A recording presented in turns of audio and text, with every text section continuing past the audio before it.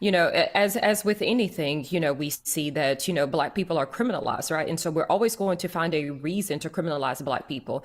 And, not only with marijuana, but with all of, I'm saying, the drugs that are out there. And, I mean, we know, when we talk about, crack and powder cocaine, the Hmm. difference with that, the way that Black people are treated and the way that white people are treated. But again, it is white people that is using it at a rate that higher than Black people.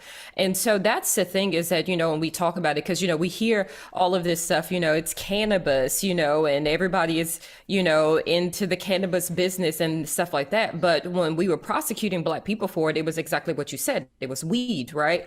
Because that Smoking was that weed. right, exactly, and it was the gateway drug, and it led to, more, people using different drugs and being involved in violent crimes and all of those types of things now. But now that we see that white people are involved in this, and it is cannabis, and white people are profiting off of this as well, whereas the Black people cannot profit off of it, right? And so, so there are so many different racial components when it comes, to the criminalization of marijuana, and again, the legalization of marijuana. Because even in the states where it is legal, like I said, Black people are not really the ones that are able to benefit from it. Because when you look at the state of, I'm saying, when you look at Chicago, right, recreational use is there, but you can still be prosecuted for it if you're in public housing. Well, we know who lives in public housing in Chicago, right?